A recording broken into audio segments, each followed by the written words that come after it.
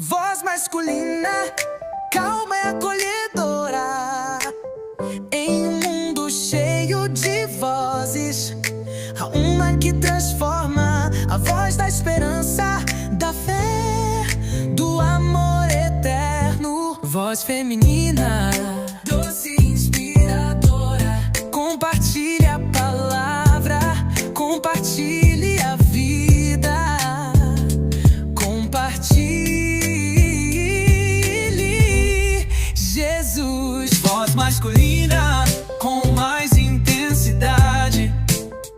Cada mensagem, cada louvor, cada oração é uma semente plantada no seu coração. Rádio Compartilhar, voz feminina. E ao compartilhar, você também é alcançado, tocando vidas, sendo luz. Vozes unidas, com eco leve e brilho na trilha. Compartilhe e seja abençoado por Jesus. Rádio Compartilhar, voz masculina. Você está na sintonia da fé. Aqui Jesus é o centro. Com Bispo Heraldo Alves, evangelista Arique Barbosa.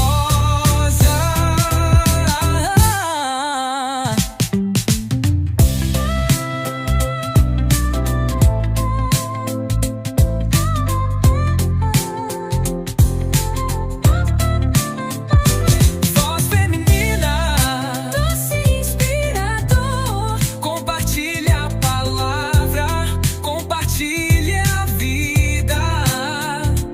Compartilhe Jesus.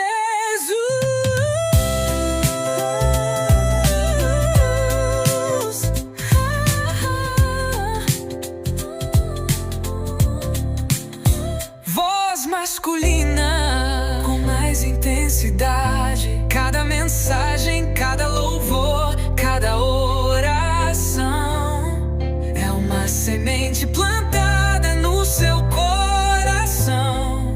Rádio Compartilhar, voz feminina.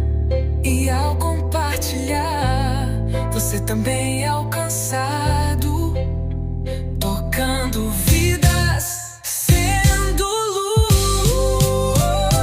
Vozes unidas, com leve brilho na trilha. Compartilhe e seja abençoado por Jesus. Rádio Compartilhar, voz masculina.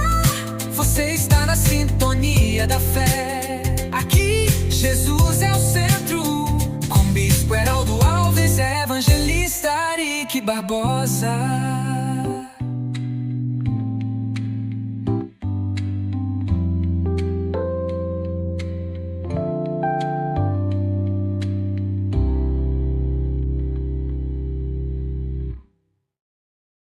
Pastor Marcos Feliciano! Pentecostal que não faz barulho tá com defeito de fabricação, não é? O diabo tem jogado na sua cara, falando pra você que você não pode mais, você não vai mais. Quem é o diabo para colocar um ponto final onde Deus ainda está escrevendo? Homens tomam o que homens dão, o que Deus dá. Dá pra nascer um macho que tire.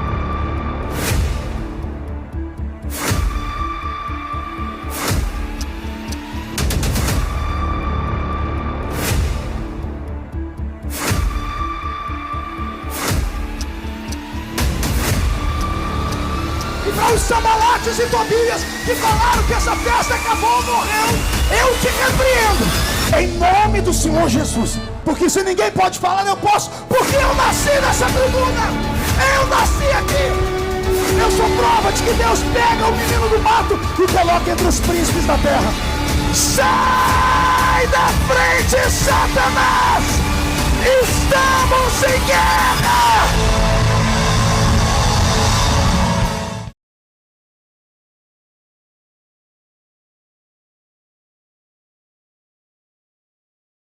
Graças a Deus. Cumprimento a todos com a paz do Senhor. Quem está feliz com Jesus hoje? Então encontre uma pessoa bonita do seu lado e dê um sorriso para ela. Ficou difícil? Se não tiver ninguém bonito aí do seu lado, você vai ter que se contentar, viu? Porque uma alegria estar de volta aqui na cidade de Goiânia, nessa linda igreja, rever aqui o pastor Abinair, amigo de longa data. Quando o Nicolas falou que me escuta desde pequeno, eu entendo. Mas quando o senhor diz que me escuta desde pequeno, eu não entendo. Porque não é vocês, né? Pastor Abigail Filho, está por aí? Está ali atrás, Deus abençoe, grande amigo. Pastor Samuel Almeida, Deus abençoe. Pastor Henry Almeida, quem é o pastor Henry, que eu não conheço? Está aí? Foi arrebatado. Está por aí. E o meu querido amigo, companheiro de parlamento, deputado Ismael Alexandrino, presbítero da igreja, obrigado pelo convite. Quando ele me convidou, ele disse, vai estar o senhor e o Nicolas. Eu disse, deixa só o Nicolas, né? Porque o Nicolas fala por mim e por todos nós. Ele disse, não, a gente quer um velhinho lá. Que Deus abençoe, né? Abra sua Bíblia comigo, no livro dos Salmos. Salmos de número 42. Versículo 1. Como foi bom te ouvir aqui, viu, Nicolas? Eu nunca tinha assistido uma palestra sua, parabéns. Apesar que a metade do que você passou ali me causou depressão profunda, porque eu vivi tudo aquilo ali, né? E eu sei como foi difícil. Talvez no momento da minha prédica aqui eu cite tudo. Como é bom ter você no parlamento. Como é bom saber que Deus tem te levantado como um profeta para esse tempo. Jesus te blinde, te proteja, te torne invisível aos olhos do mal. E que Ele te dê longevidade de vidas. Deus te abençoe. Você, a esposa, a Aurora e a Serena. A Aurora, ele colocou o nome na filha dele porque a minha neta chama Aurora, né? Ele se baseou na minha netinha, né? Deus te abençoe, viu, Nicolas? Salmos 42, quem encontrou, diga amém. Assim como a corça suspira pelas águas tranquilas, assim a minha alma suspira por ti, ó grande Deus. Amém, igreja? Vou ler mais uma vez. Assim como a corça suspira pelas águas tranquilas, assim a minha alma suspira por ti, ó grande Deus. Amém. Feche a Bíblia, coloque no banco, na cadeira e pegue na mão da pessoa mais perfumada do seu lado. Eu tentei bonito, não deu certo. Perfumado deve ter alguém aí ainda. Isso, agora aperte a mão dessa criatura com carinho até ela falar aleluia. Pentecostal que não faz barulho. Está com defeito de fabricação, não é? Vamos orar mais uma vez? Senhor, nós te adoramos, nós te glorificamos. Tudo que nós já ouvimos aqui nesta noite já deixou a nossa alma saciada. O culto já poderia terminar neste exato momento. Teu filho trouxe uma palavra profética, atingiu nossos corações como uma seta inflamada. Os louvores já nos levaram até o céu. O momento do ofertório foi sagrado. Mas a direção da igreja me deu uma oportunidade para deixar uma palavra. E eu preciso que o Senhor tenha misericórdia de mim de novo. Antes de pregar, ó Deus, eu te faço 2 pedidos. O primeiro é que o Senhor cerque esta igreja com a sua presença. E que num raio de 5 quilômetros, onde houver um demônio alojado, eu dou a esses demônios segundos para sumirem de Goiânia. Porque se não sumirem, serão queimados pelo poder da sua glória, que aqui será derramada. O segundo pedido é que o Senhor abra as comportas do céu sobre nós e envie do céu para a terra uma comitiva de anjos. Que esses anjos desçam trazendo brasas de fogo nas mãos. Comecem a esparramar estas brasas entre nós. E onde houver um crente cheio do Espírito Santo, pega ele nesta noite, Jesus, e mostra o caminho da verdadeira e poderosa adoração. Fala conosco, fica conosco. É o que eu te peço agora e sempre. E toda a igreja diz: os que podem, tomem seu assento aplaudindo a Jesus, porque Ele é bom, porque Ele é maravilhoso. Glória a Deus. Roberto, só vou pedir para você abaixar um pouquinho o som do teclado, tá bom? Sonoplasta, querido, tá nos ouvindo aí? É aquele ali de costa? Só abaixar um pouquinho o som do teclado, tá? Queridos, eu fiquei imaginando e pensando o que falar aqui, né? Sobre política, cristianismo, nossa vida como cidadãos. E veio à minha memória um dos momentos mais difíceis da minha vida, como pastor e como cidadão. Eu estou no meu 4º mandato como deputado federal. E no meu primeiro mandato, logo no primeiro ano de mandato, eu confesso a vocês que me deu desespero na Câmara dos Deputados e uma vontade imensa de abdicar do meu mandato. Não foram uma nem duas, mas dezenas de vezes que eu sentei com a minha esposa e disse a ela que eu achava que estava no lugar errado, mesmo tendo recebido por Deus uma profecia de que eu devia estar na vida pública. E só depois de 2 anos de mandato é que eu entendi por que é que o Senhor havia me levado ali. A vida pública não é fácil. A vida pública, ela é um lamaçal. As pessoas que entram dentro de Brasília e não têm um propósito fixo em Deus, mais cedo ou mais tarde acabam sendo arrematados, acabam sendo encantados pelo que nós chamamos lá de canto da serpente. Lembro-me que logo que entrei em Brasília, eu tive que fazer uma opção, tive que escolher entre 2 palavrinhas: o verbo ou a verba. Alguém entendeu aí? Vou falar de novo. Eu tive que escolher entre 2 palavras: o verbo ou a verba. Não dá para ter os dois na vida pública brasileira. Quando você tem a verba, eles te calam, porque você vai fazer parte do sistema. E quando você não cai no sistema, aí você tem o verbo. E quando você usa o verbo, você recebe um alvo desse tamanho nas suas costas. E foi aí que eu comecei a compreender como era pútrido o cenário político brasileiro. A vida pública custou muito caro para mim, para minha família e para todos aqueles que me cercam.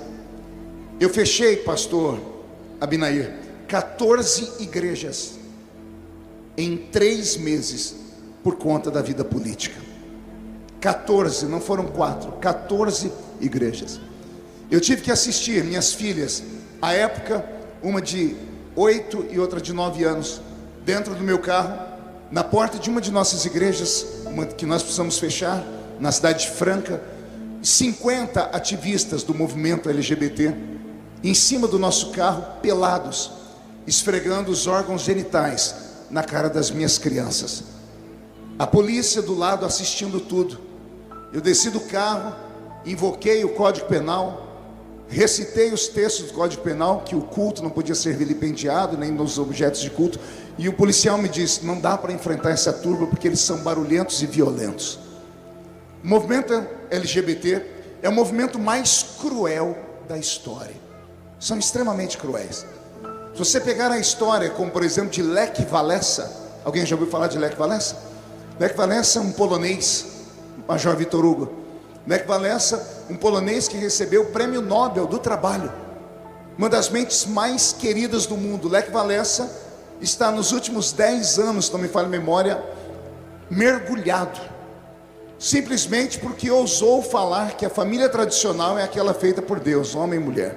Ele que vivia de palestras, não pode mais pisar nos países livres, porque onde ele chega, o movimento LGBT vai para cima, e ele perdeu todas as agendas dele por conta disso. Um homem que teve o prêmio Nobel.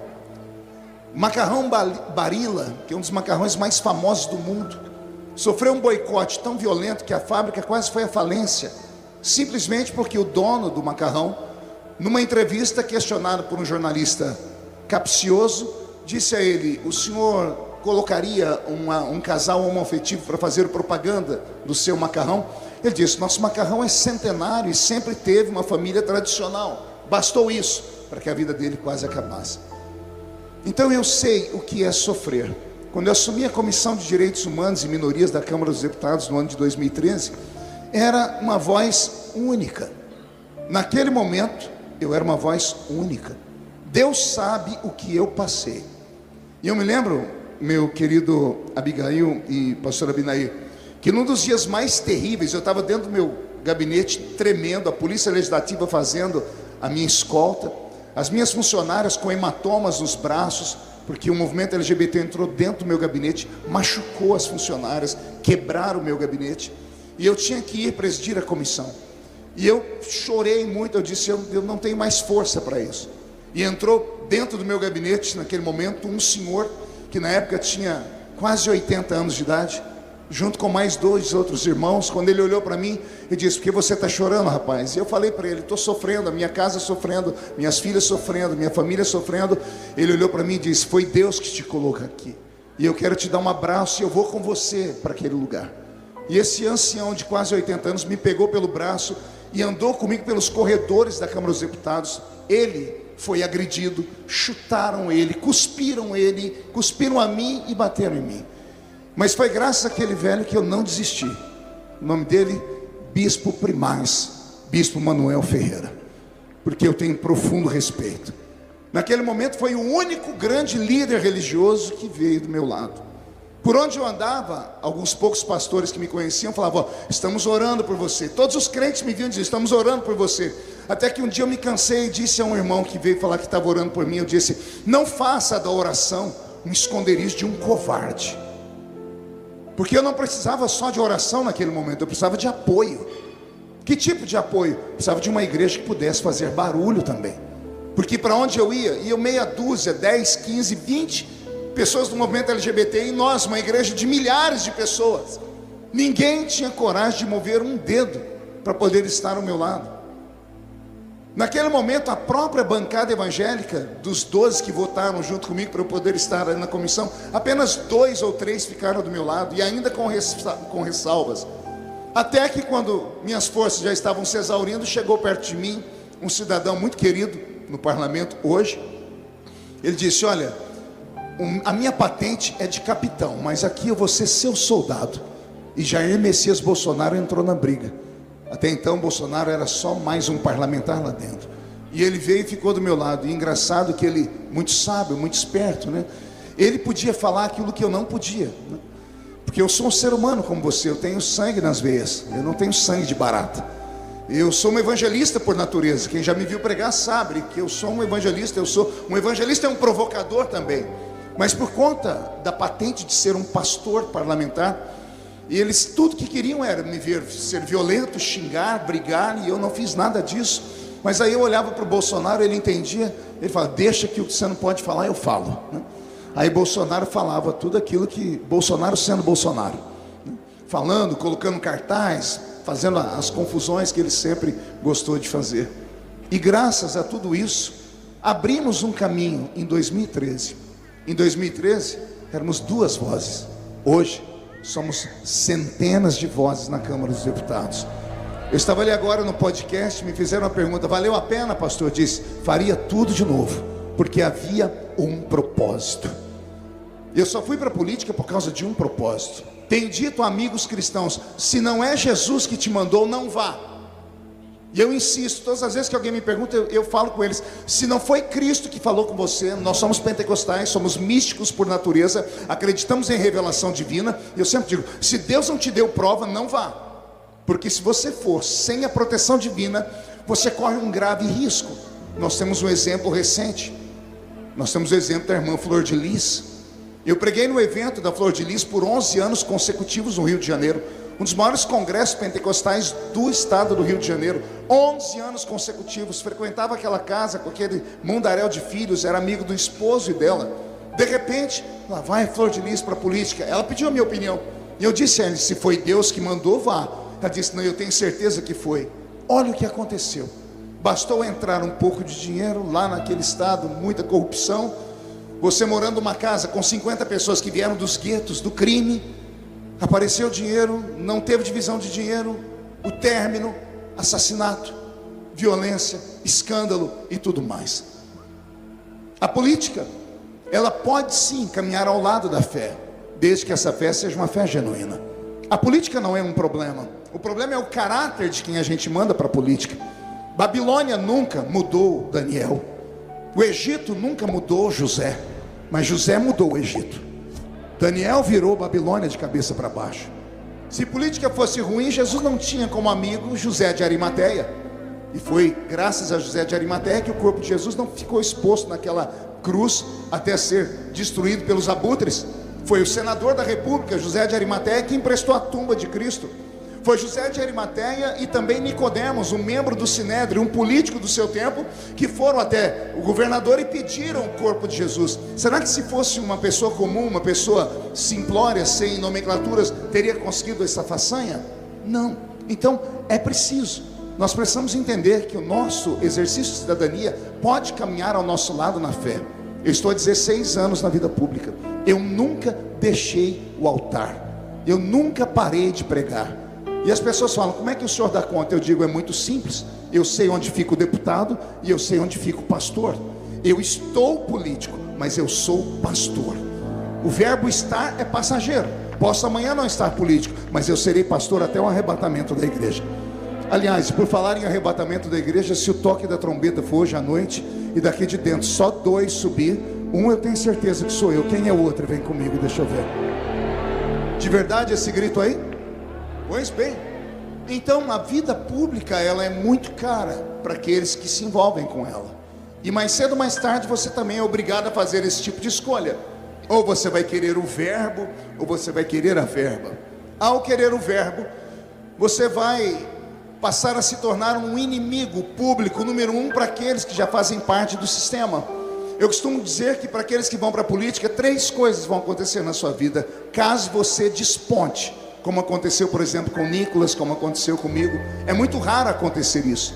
Nós somos em 503 deputados lá, né, Alexandrino. Tente aí você lembrar o nome de 10, pelo menos.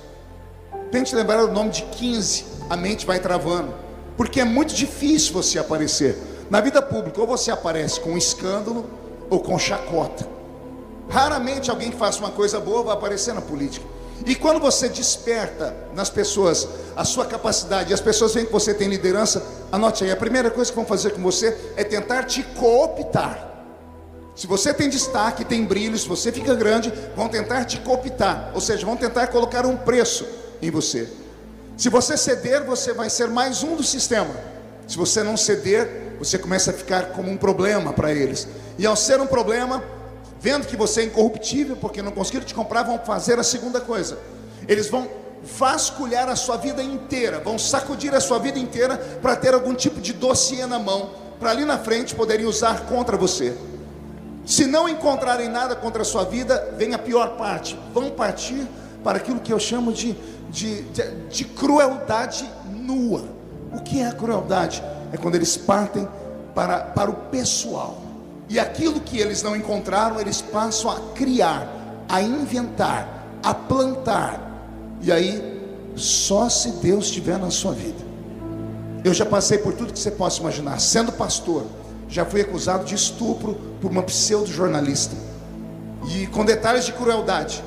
Ela disse que eu levei ela para um quarto com uma faca no pescoço dela. Você consegue imaginar pastor Marco Feliciano com uma faca no pescoço de uma mulher? Veja só. Ela disse que foi aos gritos, veio uma mulher salvar ela. Eu moro num apartamento funcional, a Polícia Federal foi lá, os funcionários dizendo assim, é o único apartamento de crente aqui de verdade, é o do pastor. Nunca. Mas por que fizeram isso? Porque é a única maneira que eles acham para calar uma pessoa. Quando eu vejo o Nicolas, quando eu vejo outros deputados aparecerem, como aqui de Goiânia, tem o Gayer e outros mais, eu tenho orado muito por vocês, porque eu sei do que esse povo é capaz. Então, se você que está aqui não pensa, ou pensa em um dia se candidatar a um cargo público, peça para Deus te dirigir. Pensa para Deus te mostrar de verdade, se ali é o seu lado de verdade, porque se não for, o preço é tão alto que possivelmente você não suporte. Aí você me pergunta, pastor, por que o senhor leu o Salmo 42? Porque esse Salmo aqui, 42, mudou a minha história num momento posterior às lutas que eu passei. Eu enfrentei o ano de 2013 de cabeça erguida, entreguei a Comissão de Direitos Humanos. As pessoas sempre me perguntavam, como é que ele aguenta? Quem aqui lembra desses episódios? Quem me lembra que eu apanhando dentro de avião? Eu apanhei em avião, literalmente, eu apanhei em shopping center, literalmente. Me jogavam latinha de cerveja, lata de refrigerante. Eu passava, as pessoas me esmurravam. Eu tive que tirar uma filha da universidade, da faculdade, porque os professores divulgaram o sobrenome dela dentro da faculdade, e ser Feliciano, no ano de 2013, a única voz contrária ao movimento LGBT, que sofria ataques da imprensa, que sofria ataque de jornalistas, que sofria ataque dos pseudos intelectuais, dos artistas e tudo mais, era eu. Eu tive que tirar a minha filha do Brasil, porque um amigo meu, um pastor, teve a bondade de pagar a passagem dela e cuidar dela por um tempo. Todas as pessoas da minha casa hoje, eu, minha esposa, minhas 3 filhas, todos fazemos terapia. Já se fazem 12 anos e até hoje as sequelas ficaram. A minha esposa é psicóloga, ela tem clínica, e ela também precisa de uma psicóloga para cuidar dela, por conta de todas as coisas que nós passamos. A minha esposa contraiu síndrome do pânico. Eu me lembro de 2 vezes correr com ela para o hospital, ela com ânsia de morte, porque ao tentar deitar a glote fechava. Ela passou 2 anos dormindo sentada por causa das perseguições. Fora isso, processos. Nicolas mostrou aqui um vídeo, vocês lembram daquele vídeo, daqueles psicólogos falando na Comissão de Direitos Humanos? Eu estava lá, eu fui o primeiro a divulgar aquele vídeo. Aquele vídeo me custou um processo, onde eu gastei quase 200 mil reais sem ter, porque a Câmara não paga advogado para nós. E eu tive que retirar aquele vídeo do meu Facebook, porque na época ele deu 6 milhões de visualização, foi um dos primeiros vídeos a serem pulverizados no Brasil. Toda a esquerda me processou. Eu tive só por causa daquele vídeo mais de 14 processos. Se eu somar todos os processos ao longo desses anos, são quase 40 processos. Ontem, quem acompanha a mídia social deve ter visto, ontem eu fui condenado pela mãe do Cazuza, a Lucinha, 80 mil reais num processo. Eu perdi em primeira instância, segunda instância. Qual foi o meu crime? Eu fiz um vídeo falando da Rede Globo e do malefício das novelas, e citei uma frase do filho dela. Citei uma frase, porque o filho dela era um poeta, né? A nossa piscina está cheia de ratos, uma coisa assim. Eu nem me lembro o que foi. Só porque era eu, Marco Feliciano, que havia citado, ela me processou. E no Rio de Janeiro eles têm muita força. Eu perdi já 2 processos com ela. Está subindo agora para o STJ e eu estou orando. Em novembro agora, por misericórdia, eu venci um processo contra aquela travesti da cruz que você falou aqui, Nicolas. Quem lembra da travesti que ficou na cruz? Eu denunciei ela no parlamento. Eu paralisei uma votação toda na Câmara, trazendo deputados. Entramos fazendo Pai Nosso, fazendo a oração do Pai Nosso. Foi parar no Jornal Nacional, nós travamos a sessão. Foi a primeira vez que nós conseguimos travar a sessão. Por causa daquilo, Major Vitor Hugo, eu tomei um processo e perdi em primeira instância 300 mil reais. Dinheiro que eu havia juntado para minha família a vida toda. O banco já sequestrou e o juiz de primeira instância já deixou com que a ONG que me processou dessa travesti já pudesse usar o dinheiro antes de transitar em julgado. Esse é o preço que às vezes a gente paga. Aí muitas vezes as pessoas olham para mim e dizem assim: o pastor Feliciano não é mais de briga, né? Ele está quietinho agora. Eu sei onde dói. Eu sei quanto eu gastei. Quase R$1 milhão. Eu tive que dilapidar o patrimônio da minha família, simplesmente por defender a minha fé e a sua fé. Hoje eu fico feliz. Hoje eu deixo o Nicolas bater, porque ele é novinho, tem bastante dinheiro. Deixo os processos para ele. Já está com quantos, Nicolas? 30 e quantos? 34 processos. Que Deus te guarde. Eu tive 48, eu ainda estou ganhando de você. Então 34 processos já, porque é a maneira que eles usam para nos amarrar. E detalhe, não precisa ser processo pesado. Uma mulher foi na porta da minha casa e me pediu dinheiro para gravar um CD. E eu disse para ela que ali não era lugar para aquilo. Ela estava na rua, passou um amigo, veio falar comigo, eu fui atendê-lo. Ela veio atrás de mim: o senhor é obrigado a me dar o dinheiro porque eu votei no senhor. Irmã nossa, eu falei: a senhora está sendo chata e inconveniente. Ela saiu da porta da minha casa, foi até a delegacia e abriu um boletim de ocorrência.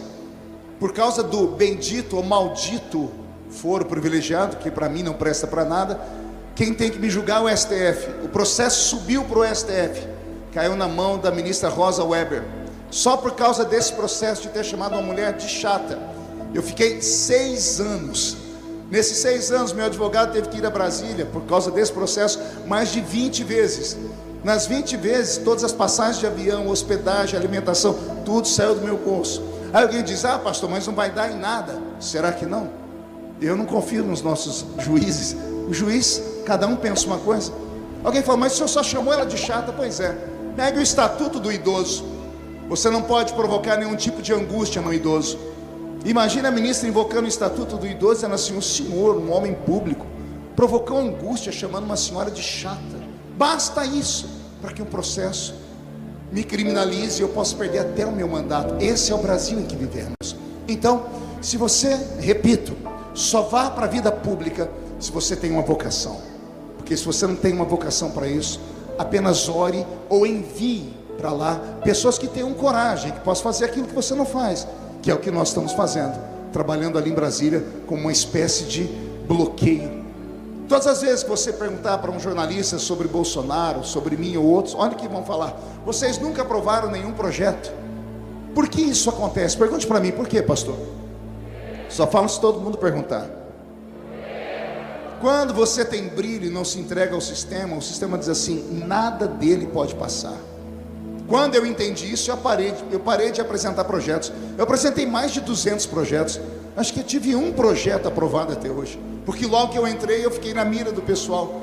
Então, eu entendi que não dava para ser artilheiro, mas aí eu me esmerei em ser um zagueiro. E aí eu juntei um grupo, e graças a Deus, depois de 2013, ali na Câmara dos Deputados, não passou mais nada que ferisse a igreja de verdade, como disse o Nicolas aqui. Tudo que você vê ferir a igreja e a sociedade vai para o STF, porque foi o jeitinho que o pessoal da esquerda entendeu e encontraram esse atalho. Eles judicializam, os ministros são deles, criam uma jurisprudência e criam uma lei à margem daquilo que diz a Constituição Federal. A política brasileira não é para amadores. Posso ouvir um amém? Roberto, mude a música para mim. Por que eu li o Salmo 42? Porque no final do ano de 2013, passei 2014, quando estava chegando em novembro de 2014, eu adoeci. E eu tive a tal da depressão profunda. Diga comigo, depressão profunda. Um pouquinho mais forte. Me empreste a sua mente um pouquinho aqui agora. Quando eu passei aquelas lutas, aquelas violências, todo mundo sempre olhou e disse, como é que ele aguentou? Eu também não sei. Havia um propósito, eu tinha que estar ali. Não era Marco Feliciano ali. Ali era um projeto de Deus. Era alguém abrindo o caminho. Eu fui o João Batista do Nicolas. Eu fui o João Batista do Bolsonaro. Dia desse eu falei com o Bolsonaro, falei, presidente, para o senhor ficou o bônus e para mim ficou o ônus. Só sofri, só me lasquei, mas cumpri minha missão, abri o caminho. E as pessoas falam, como é que o senhor aguentou? Pois é, eu não aguentei. Final de 2014 eu caí em depressão profunda. O médico que me atendeu, o psicólogo, disse que eu acumulei muita coisa, muita perseguição, muita coisa ruim, tudo na internet comigo é coisa ruim. Eu estou tentando agora, para vocês terem uma ideia, um visto especial nos Estados Unidos, que é o visto de habilidades especiais. Tem um escritório lá tentando para mim. Aí me chamaram em janeiro, falaram, ó, deputado, está muito difícil. Eu falei, por quê? O senhor é um homem famoso de fato. Então nós entramos na internet para pegar as matérias, para a gente acoplar no processo, para legitimar o seu visto. E eu falei, ela falou, que não tem uma única matéria que fale bem do senhor. Ela disse, tem mais de 1 milhão de citações no senhor, não apenas do Brasil, em mais de 60 países do mundo. Eu fui matéria no The New York Times, na revista Times, The Guardian, e de todos os jornais do mundo que você possa imaginar. Não há uma única matéria que fale bem de mim, nada. Então só sobrou o ônus. E aí quando você tem filhas, no meu caso eu tenho 3 filhas, e você vê a sua esposa adoecer, você vê suas filhas adoecerem, e você vê a luta eu fui indo, o copo foi enchendo, até que a última gota fez o copo entornar. E eu adoeci. E eu tive depressão profunda. E eu fui para uma cama. Só que eu sou uma pessoa muito conhecida, principalmente na igreja. E eu venho de uma época que todo mundo falava que depressão era coisa do diabo. Eu mesmo, por ignorância, falava que isso era do diabo. Até que eu vivenciei isso. E foi no meio da minha depressão que eu descobri que não é do diabo, mas o diabo se apossa dela. A depressão não é uma coisa do diabo, mas o diabo potencializa ela. Porque a depressão é uma doença da alma. Por mais que receitem remédio, por mais que o Rivotril, o Lexotan e outros ansiolíticos façam efeito, são meras drogas injetadas ou dadas no seu corpo. Enquanto a droga está ali, você fica eufórico, a adrenalina sobe, acabou a droga, acabou o efeito, você cai em depressão de novo, porque é o estado da alma, é um estado de doença emocional. O que é a depressão? A depressão é uma soma de todas as frustrações do passado. Há uma falsa perspectiva de um futuro que ainda não existe. Digo falsa porque não existe. A pessoa olha para trás, não vê nada de bom. Ela olha no retrovisor da vida e diz: só tem coisa ruim lá atrás, não conquistei meus sonhos, só apanhei isso e aquilo. E ela olha para o futuro e não consegue enxergar nada. Então a alma dela se fecha, se tranca e ela cai num limbo. E é nesse limbo que eu fiquei. Ao depressivo é muito ruim porque as cores não têm vida. O perfume não tem cheiro. A comida não tem sabor. O sorriso da criança te incomoda. O silêncio das pessoas também. A pessoa perde a vontade de tomar banho, perde a vontade de existir.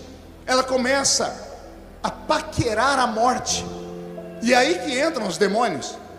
Na magia negra tem 2 demônios, Maria Mulambo e Exu Caveira. Maria Mulambo, o nome já diz, Mulambo, você já deve ter ouvido essa expressão, que homem mulambento. A pessoa que se descuida.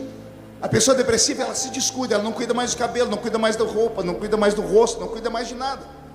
Aí depois que Maria Mulambo faz essa festa na vida da pessoa, ela entrega para Exu Caveira, o príncipe do cemitério, que vai no ouvido da pessoa dizer assim: morre, se mata, para que viver? Daí as crises que levam um depressivo ao suicídio. Então a política me levou para esse beco. E foi no meio desse beco que eu encontrei um milagre em Deus, porque se não fosse um milagre eu não estaria aqui hoje falando para vocês. Eu me lembro que quando tudo isso aconteceu, eu implorei para minha esposa: não conte para ninguém, então ficou tudo dentro de casa. Eu atendo por ano 250 igrejas, pregando, atendo por ano 8, 9 países, pregando, nunca parei de pregar, mesmo tendo ido para a política. E eu falei: o que eu vou dizer para essas pessoas? Até que um dia, deitado no quarto, com a luz apagada, já estava emagrecendo, estava fedendo, não queria tomar banho. A minha esposa entrou com o telefone e disse: tem um amigo querendo falar com você. Eu disse: eu não quero falar. Ela disse: você precisa falar. É um amigo seu que não mora no Brasil, ele mora lá em Israel. Ele é um judeu, filho de brasileiros, fala português fluentemente. E aí, por conta da insistência, porque as crianças entraram com ela dentro do quarto, as filhas vieram junto. Eu falei: tá, eu atendi. Quando eu atendi, esse meu amigo disse: olha, Jesus mandou te dar um presente. Você vai pegar um avião, vai vir você, sua esposa e suas filhas aqui para Israel. Eu vou pagar tudo. Eu pago as passagens, eu pago o hotel. E você precisa respirar ares novos. Aí você não pode andar pelas ruas, eu sei que você está ruim. Vem para cá. E eu não queria ir, mas aí as crianças começaram: vamos pai, vamos. Por elas, eu fui. Cheguei lá em Israel, me colocaram lá num hotel muito chique. As crianças aproveitaram bem. Eu só ficava trancado dentro do quarto. E o que eu vou falar agora é só para crente maluco. Tem algum crente maluco aqui ou não? Tem só uns 10.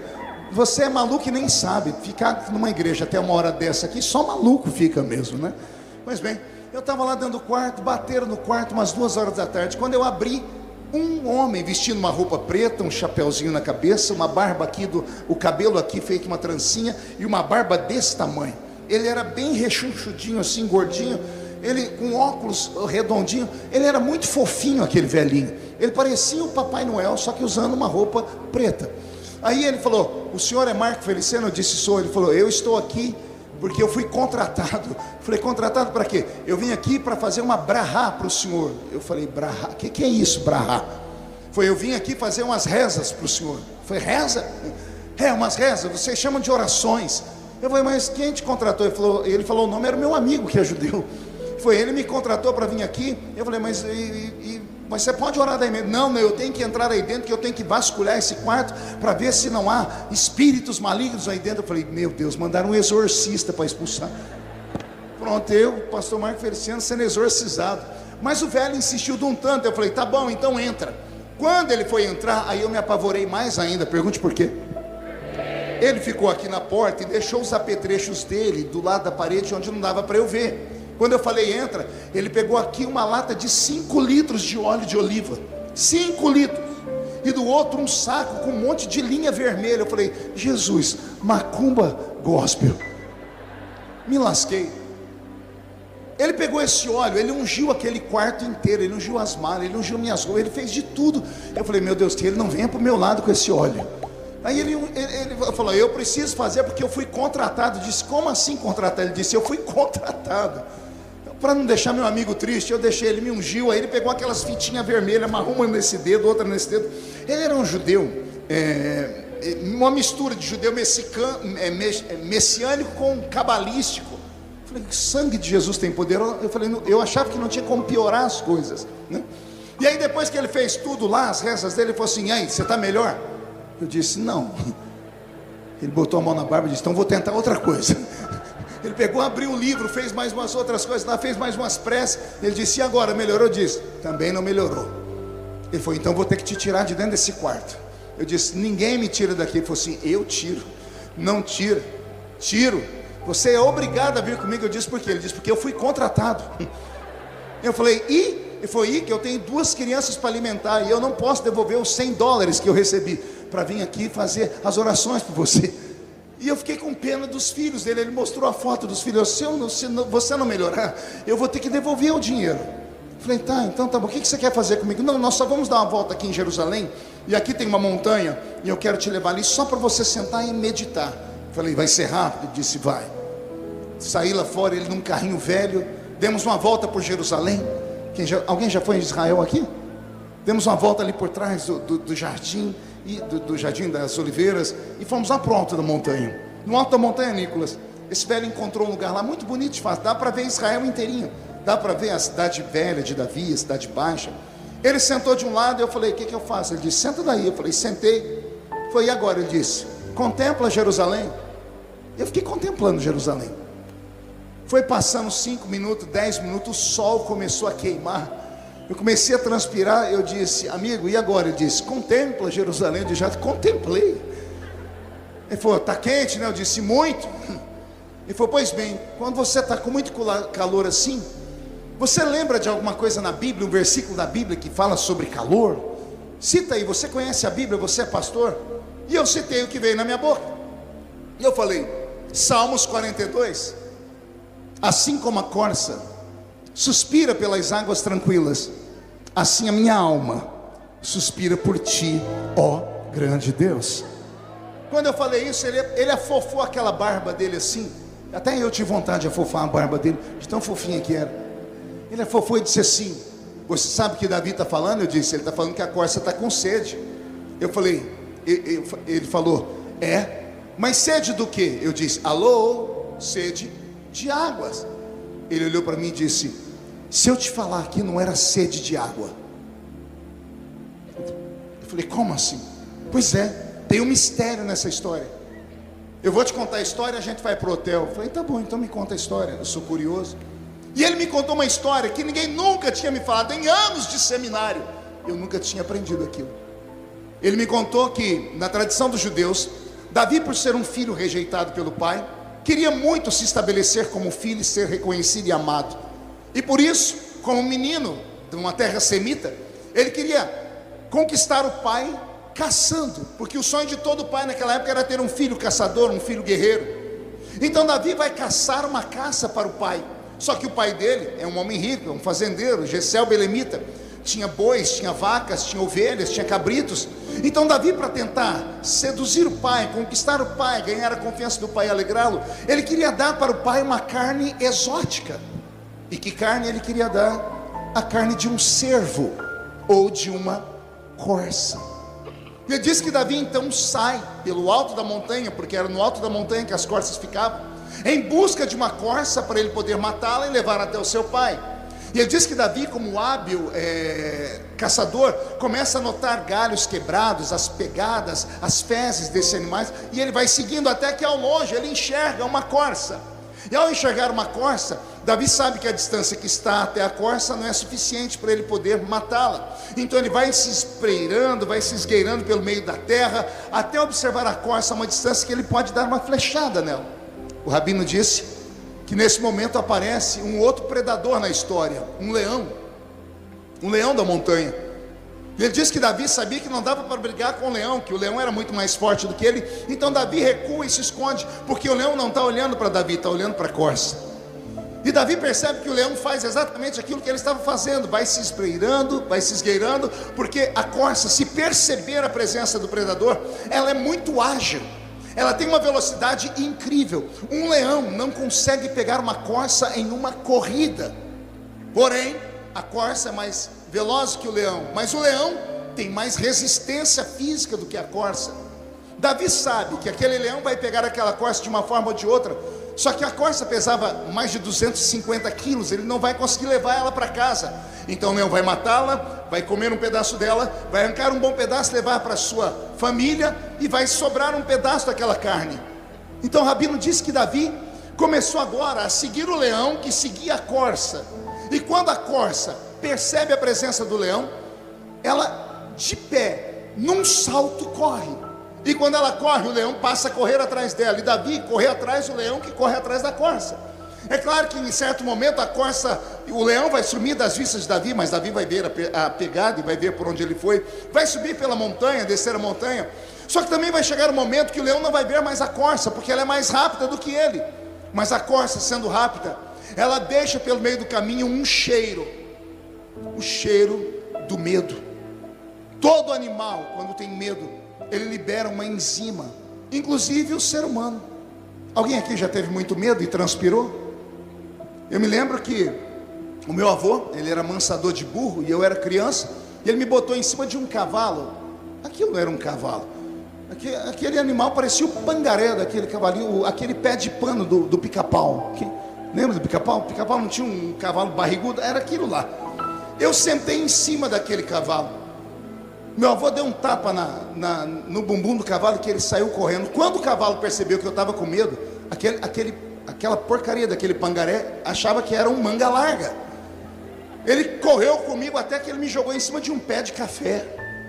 Eu caí todo estrupiado no chão. Lá vem meu avô: "Ê, medroso." Não foi medo não, vô, foi desequilíbrio. Ele falou: "Medroso, até o cavalo sabe que você tem medo." Meu avô não sabia ler nem escrever. Eu disse: "Como é que o senhor sabe que o cavalo sabia que eu tinha medo?" Ele disse: "Você deixou o cheiro do medo." Mais tarde, estudando a ciência, eu descobri que 2 animais sentem cheiro do medo: cavalo e cachorro. Alguém aqui já teve a triste experiência de passar perto de um chihuahua? Aquele trequinho parece um rato. Ele começa a latir. Se você demonstrar medo, ele não para nunca mais, porque ele se sente um pitbull. Porque a pessoa com medo libera uma enzima que é o cheiro do medo. O rabino diz que a corça, quando ela corre de medo, o coração acelerado, ela começa a transpirar. O leão não precisa mais ver a corça, basta o leão sentir o cheiro do suor dela. Ela deixa um cheiro invisível. E aí o rabino diz que Davi corre atrás do leão, que está correndo atrás da corça, e o leão se perde da corça, mas continua correndo, sobe a montanha, desce a montanha, até que de repente, quando Davi chega próximo ao leão, já a uma certa distância, ele percebe que o leão está parado, exatamente na frente de um ribeiro de águas. O leão está parado na frente de um ribeiro. O leão olha para a esquerda, olha para a direita, tenta puxar o cheiro da corça, o cheiro do medo, e o leão não consegue mais sentir o cheiro do medo, nem o cheiro da corça. Ele perdeu o faro, a corça desapareceu. Davi está observando do alto de uma montanha, e ele percebe que o leão vai escolher um lado para ir, apenas por instinto, e o leão sai dali. Davi, então cansado, se aproxima do ribeiro, e o rabino diz que quando Davi foi beber água, ele escutou um barulho em uma moita que ali estava. E quando o Davi olha a moita, de trás da moita levanta uma corça. A corça que ele estava correndo atrás dela. Só que com um detalhe: a corça está toda molhada. Ela sai de trás da moita e ela se chacoalha por inteira. E quando ela se chacoalha, ela joga água para todo e quanto é canto. Davi, ao invés de matar a corça, se emociona e eterniza a corça com um salmo. Ele senta lá numa pedra e diz: "Eu entendi o que aconteceu com a corça. A corça está igual a mim, fugindo dos meus problemas, fugindo de um inimigo extremamente violento. E não dá para fugir do inimigo porque o medo atrai ele. Mas a corça encontrou águas tranquilas. Ela não estava com sede, ela não foi ali para beber água. Quando ela viu águas tranquilas, ela entrou nas águas. Ela entrou até mergulhar nas águas. E depois que ela mergulhou nas águas, todo o suor com o cheiro do medo foi levado pelas correntezas. A água levou o medo, a água levou o cheiro, a água levou a ansiedade, a água levou a angústia, a água levou a tristeza.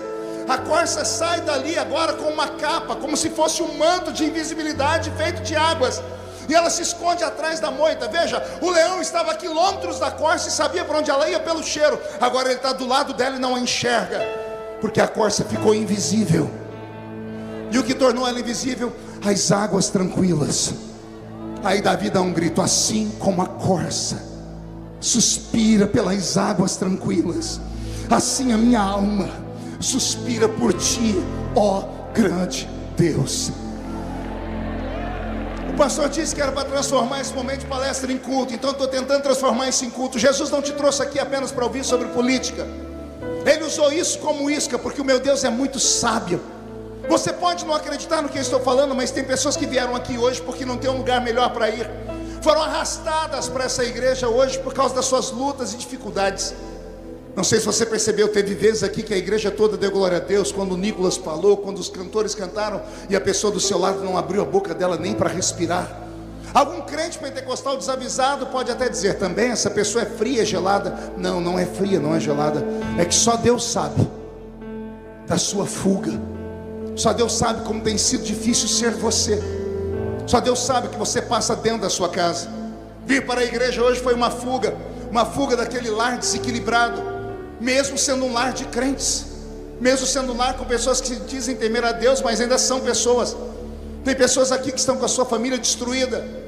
Tem moças que estão aqui dentro que foram abusadas dos seus pais, dos seus parentes, dos seus vizinhos. Tem rapazes aqui que estão sem nenhum norte na vida, porque estão com problema de descontrole na sua própria sexualidade. Tem pessoas aqui que perderam o emprego. Tem pessoas que vieram aqui a essa igreja hoje porque não tinha um lugar melhor para ir. Vieram, se falasse para você ir para um culto, você não ia, de tão desanimado que você estava. Mas alguém disse: vamos lá ouvir uma palestra. A sabedoria do meu Deus foi tão grande que fisgou você com essa palestra. Aí agora ele está usando o velho pregador para dizer para você: há uma esperança para você. Não, você não entendeu, eu vou falar de novo. Há uma esperança para você. Onde está a esperança, pastor? A esperança está no mergulho nessa noite. Mergulha nas águas tranquilas nessa noite. Aqui já não é mais uma igreja, estamos aqui em um rio de águas vivas. Estamos aqui em um ribeiro de águas tranquilas. Você está arrepiado agora. Tem gente chorando aqui, eu estou vendo gente chorar daqui de cima. O que é isso, pastor? São as águas se movimentando. Você veio cansado até aqui, Jesus está dizendo: as águas vão levar o seu medo embora. Essas águas, esse mover do Espírito Santo vai arrancar os traumas da sua alma. O leão vai te procurar e não vai te achar. O leão vai voltar para os quintos dos infernos dizendo assim: não encontrei a minha presa. E o Senhor vai eternizar a sua história em um livro dizendo: houve um antes e um depois desta noite. Até antes dessa noite ela queria morrer, matar alguém ou se matar. Depois dessa noite Deus plantará um sonho dentro da sua alma tão forte. Deus vai te dar um destino tão grandioso que quem viver verá para ver onde Deus vai te colocar. Alguém acredita nessas coisas? Então levante a mão direita para o céu comigo e chacoalhe ela. Olha, tem gente que nem para me obedecer presta. Coloque a mão no ombro de quem está do seu lado e agarre a pessoa para mim, por favor, com carinho e respeito. Se ela achar ruim, fala: ó, o médico falou para não contrariar o velho pregador ali. Agarra o ombro da pessoa, sacode ela agora até ela ficar irritada. Não, com vontade, sacode, irrita ela. Pastor, mas é minha sogra. Aproveita, sacode, irrita e diga para ela: Deus te trouxe aqui. Não, mais alto: Deus te trouxe aqui para isso. Sacode a pessoa, diga: para isso. Deus te trouxe hoje aqui para te dar um sacode. Ele está sacudindo a sua cidadania, mas também está sacudindo a sua alma, a sua família, o seu ministério, a sua história. Vai haver um reboliço na sua vida depois desta noite. Vai haver algo extraordinário acontecendo. Nicolas foi profeta. Nicolas disse aqui que houve um tempo em que ele estava lá fazendo a faculdade, sem um norte na vida, ou talvez sem uma perspectiva, não sabia o que Deus tinha para ele. Olha onde hoje está o Nicolas. O Deus que virou a vida dele do avesso. Já apanhei laranja, algodão, café. Dividi 2 cômodos da minha casa com 12 pessoas. Eu não tenho nem nome de pai no meu documento de nascimento. Sou o famoso filho bastardo. Improvável. Tinha tudo para não ter nada na vida. Ser o homem mais terrível da história. Com 12 anos de idade eu estava viciado em cocaína, para você ter uma ideia. Eu tinha tudo para não ter nada na vida. Mas olha o que Deus foi capaz de fazer na minha história. Deus me deu um ministério, pastor Abinair, muito parecido com o de Samuel. O profeta Samuel era profeta, sacerdote e juiz. Eu sou sacerdote na igreja que eu pastorei um ministério. Eu sou profeta aqui nesta noite. E lá em Brasília, atuo para criar leis e às vezes em algumas comissões eu presido como juiz. Deus ainda escolhe homens e mulheres. A vida não vai terminar do jeito que você está pensando. Não me interessa quantos processos ou quantos projetos malignos o diabo fez para destruir você. Deus te trouxe hoje à noite aqui para te dizer assim: olha o que eu faço com o projeto do diabo na sua vida.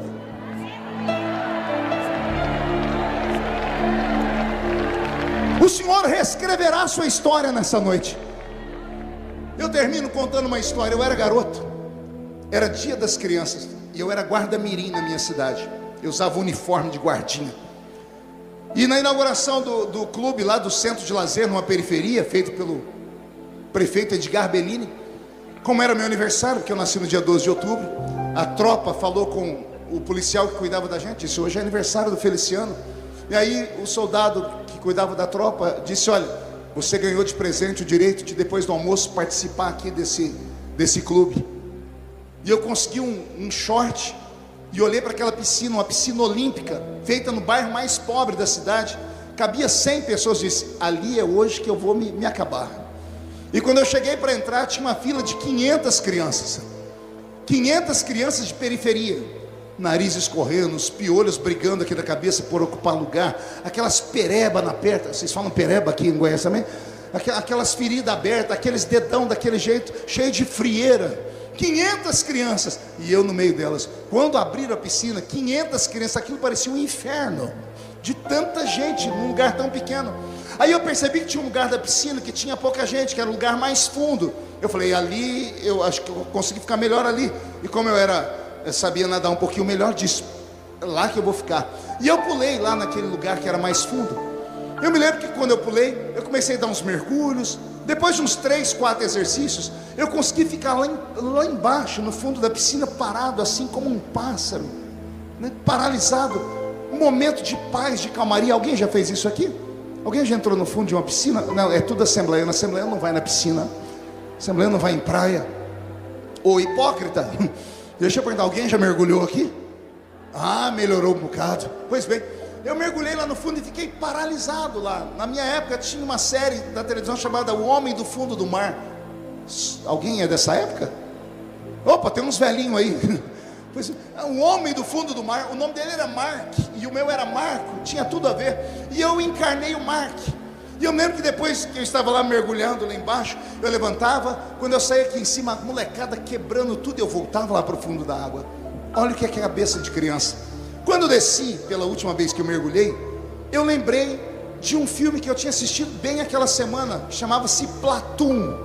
Quem aqui assistiu Platoon? Nossa, meu Deus do céu, ninguém assistiu Platoon? O senhor assistiu Platoon, pastor? Também não. Ninguém, aqui, pelo menos o Samuel aqui assistiu Platoon. Platoon é um ícone dos filmes de guerra, baseado na guerra dos americanos com o Vietnã, né, contra os Vietcongs. Tem uma cena que é épica do filme, Vitor Hugo. A cena é poderosa demais. A cena mostra assim, soldados dos Vietcongs lá do Vietnã, correndo atrás dos americanos. Um americano consegue fugir deles e vê uma lagoa, e ele percebe que está vindo os Vietcongs. Então esse americano pula dentro da água, e lá dentro da água ele fica com a arma em punho, parecendo a lá Bolsonaro, a arminha assim apontada. Ele segura aquela metralhadora aqui dentro da água, e ele fica olhando pela flor da água. E os Vietcongs ficam aqui na beira da lagoa, fumando, batendo papo. E pense num homem que tem fôlego. Eu acho que ele prendeu o fôlego uns 5, 6 minutos. Quando os homens que estavam na flor da água, que desperceberam, perderam a habilidade de olhar para os lados, esse americano levanta. Mas ele levanta em slow motion. Ele levanta em câmera lenta. Ele já levanta com a arma aqui. Quando ele sai da água, ele começa. Ele derruba todos os inimigos. E ele é um herói. Eu, moleque da vila, dentro da piscina, lembrei da cena do Platum. Coloquei a arma em punho e falei, vou levantar em câmera lenta. E fui saindo de dentro da água. Saiu o cabelo, saiu a testa, saiu os olhos, saiu o nariz. Quando saiu a boca, eu fui apontar a arma. Na minha frente flutuou um cocô.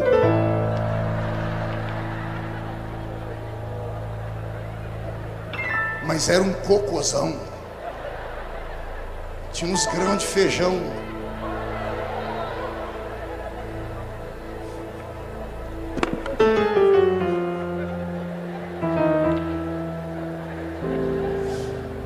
Quando eu vi aquele cocôzão, instantaneamente, eu que já estava com a cabeça toda fora da água, fiz assim, ó.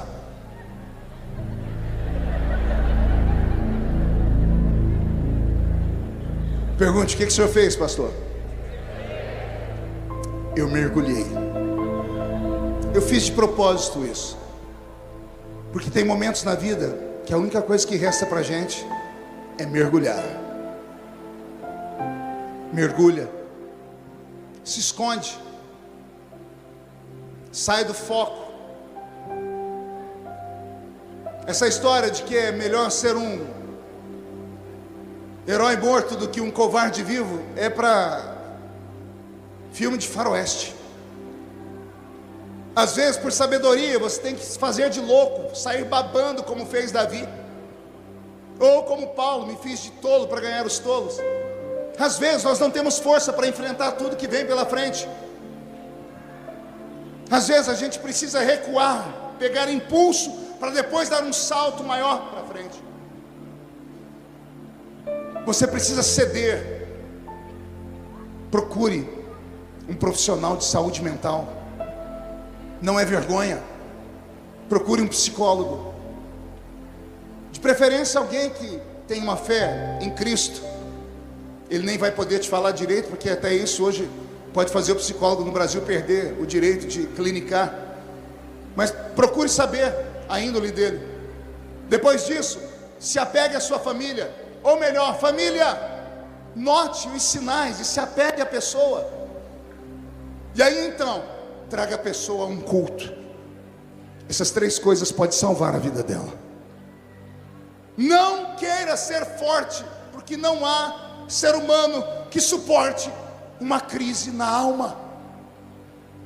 Eu, Marco Feliciano, já preguei em quase 4.600 e poucos municípios do Brasil, quase 100 países do mundo, há mais de 30 anos no púlpito. Já desisti de viver muitas vezes, já tentei o suicídio. Como assim, pastor? Sim, eu sou um ser humano. Tem dias que não dá para aguentar um tranco. Tem dias que, se a gente não tiver onde a gente se apoiar, a gente vai embora. Está na hora de você voltar a viver. Eu vou pedir que todos inclinem a cabeça. Incline a cabeça.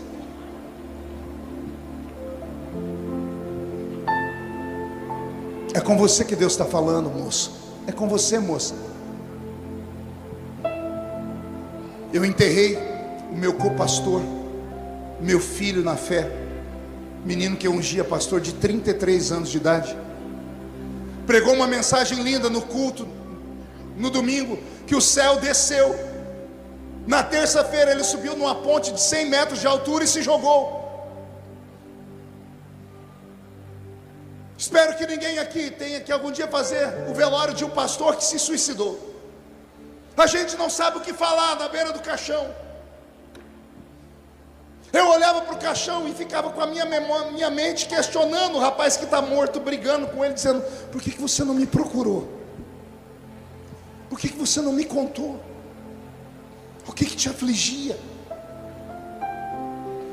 Ah, mas eu sou pastor, eu sou o chefe da casa, eu sou a diretora do circo de Orabanda, eu sou... Você é um ser humano, criatura. não dá para encarar tudo na vida. Jesus tem um abraço para te dar aqui nessa noite. Eu vou fazer um convite. Não sei se você vai ter coragem, mas eu, como profeta, não posso deixar de fazê-lo. Eu queria orar aqui na frente do altar, só com gente que não está aguentando mais, só com quem tem perdido tudo. A vida tem sido assim, um ciclo de miséria, de derrota. Eu quero orar com quem enterrou um filho. Fique aqui de frente para mim. Eu quero orar com quem perdeu um casamento. Eu quero orar com quem está perdendo a família. Eu quero orar com quem está perdendo a empresa. Eu quero orar com quem está perdendo a sua autoestima. Vem. Vem. Pastor, eu estou na galeria, o senhor me espera? Espero. Pastor, eu não sou crente. Vem, amigo. Me deixa orar com você. Pode vir chorando mesmo. Tem águas tranquilas à sua espera. A igreja vai ficar de pé. Chegue mais perto de mim. Chegue mais perto. Você que não está conseguindo conviver com seus pais. Você que não está conseguindo entender o que é a sua própria vida, vem. O nosso Deus tem vários nomes na Bíblia, mas um deles é Jeová Jiré, o Deus da providência. Ele deixou na sua palavra promessas, uma delas é essa, que o fogo não vai queimar a gente, nem a água vai afogar a gente. Vem.